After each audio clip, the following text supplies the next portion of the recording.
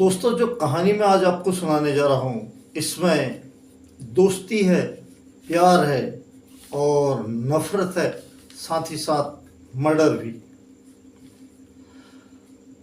दोस्तों, एक कहानी सुनने के बाद आपकी दोस्ती से और प्यार से शायद यकीन उड़ जाए, लेकिन ऐसा नहीं होना चाहिए। ये कहानी है उत्तर प्रदेश की।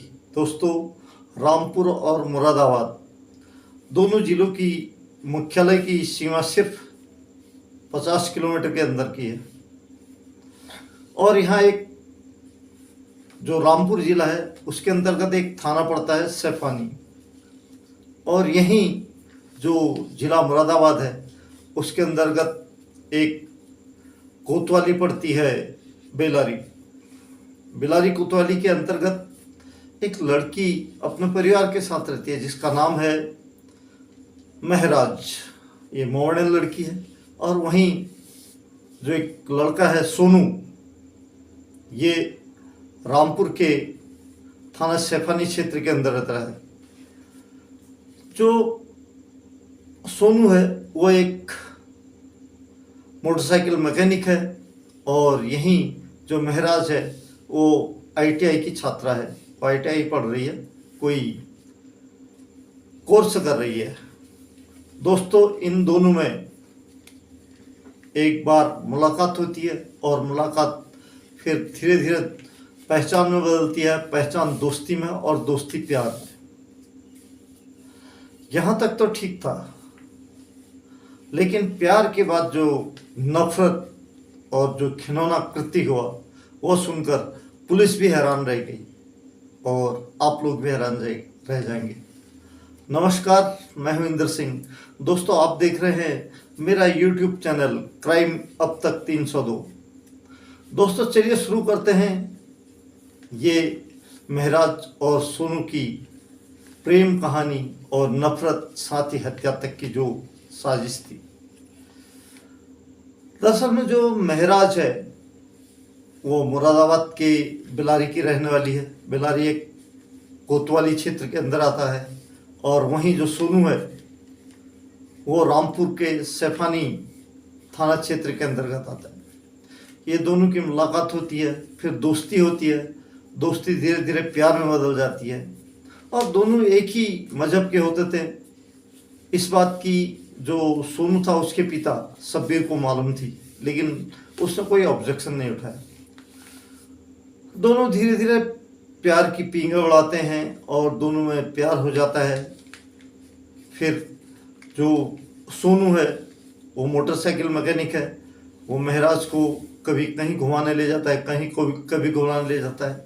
वहीं एक रामपुर के नज़दीक 130 किलोमीटर के अंतर्गत एक हिल स्टेशन पड़ता है नैनीताल, जो उत्तराखंड में आता है। ये लोग वहाँ भी जाते हैं। फिर धीरे धीरे दोनों फिजिकल रिलेशन में भी आ जाते हैं। जब फिजिकल रिलेशन में आते हैं तो जो सोनू है वो महराज के सारे वीडियो बना लेता है और अपने पास इकट्ठा कर लेता है। और धीरे धीरे वक्त आगे बढ़ता है और सोनू महराज से निकाह करना चाहता है, लेकिन वो बात कर नहीं पाता है। इसी बीच कुछ महीनों से ये इन लोगों की कहानी करीब 2 साल तक चलती रही। 2 साल के बाद अचानक ही जब महराज ने जो सोनू था उसको नज़रअंदाज करना शुरू कर दिया, तो इससे जो सोनू था वो चाहता था कि उससे बात करे, लेकिन जब भी सोनू उसको फ़ोन करता था महराज को, वो उसके फ़ोन को डाइवर्ट कर देती थी या फिर बिजी में डाल देती थी। इसी से सोनू जो था वो परेशान होने लगा।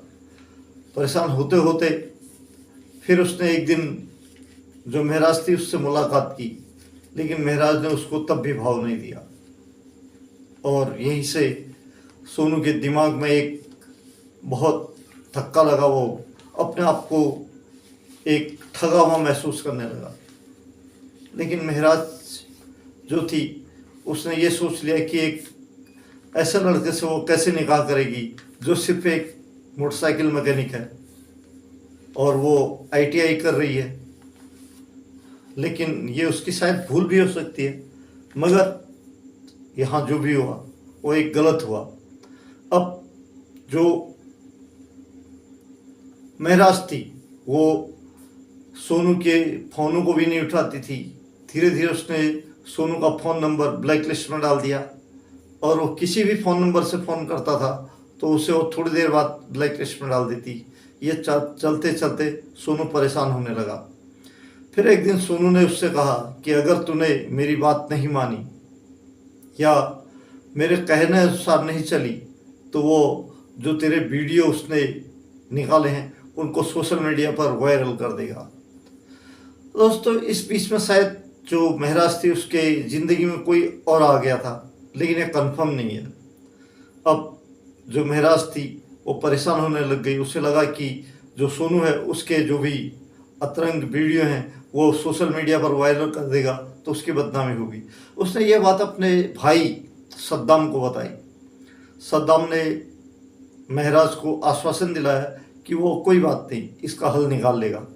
उसने सोनू से, जो सद्दाम था उसने सोनू से बहुत बार बात की, लेकिन सोनू मानने को तैयार नहीं था। आखिरकार जो सद्दाम था महराज का भाई, उसने महराज से बताया कि वो मानने को तैयार नहीं है, लेकिन हमें उसे अपने रास्ते से हटाना पड़ेगा। इसके लिए महराज तैयार हो गई। अब महराज और सद्दाम दोनों भाई बहन, और इसमें उसने एक दोस्त को शामिल कर लिया जिसका नाम था रिजवान। अब रिजवान, सद्दाम और महराज तीनों ने मिलकर एक साजिश रची। वो साजिश थी कि 9 सितंबर 2024 को महराज फ़ोन करके सोनू को सैफानी से जो मुरादाबाद आती है उस रोड पर मिलने के लिए बुलाएगा, और इसके तहत वो दोनों, जो उसका भाई सद्दाम था और रिजवान, वो वहीं छुप के बैठे रहेंगे। और ऐसा ही हुआ। जो महराज थी उसने सोनू को फ़ोन किया कि तुम शाम को 5 बजे मिलने के लिए आ जाओ, मैं तुमसे मिलना चाहती हूँ। और जो सोनू था वो रामपुर के सैफानी क्षेत्र से तुरंत ही मुरादाबाद के लिए निकल गया और उसी रोड से आया जिस रोड पर बुलाया था। वहाँ पहले से जो महराज थी वो खड़ी थी, और साथ ही उसके जो दोस्त और भाई था वो दोनों घात लगाकर छुपे थे। जैसे ही वहाँ सोनू पहुँचा तो महराज ने सोनू को गले लगाया और उसे अपने पुराने दिनों की याद दिलाई, और इसी के चलते जो सोनू था वो पिघल गया। फिर दोनों पुरानी यादें ताज़ा करने के लिए एक गन्ने के खेत में चले गए। जैसे ही वो लोग गन्ने के खेत में गए तो तब तक पीछे से जो सद्दाम महराज का भाई था और उसके साथ उसका दोस्त रिजवान, दोनों साथ में पहुंच गए।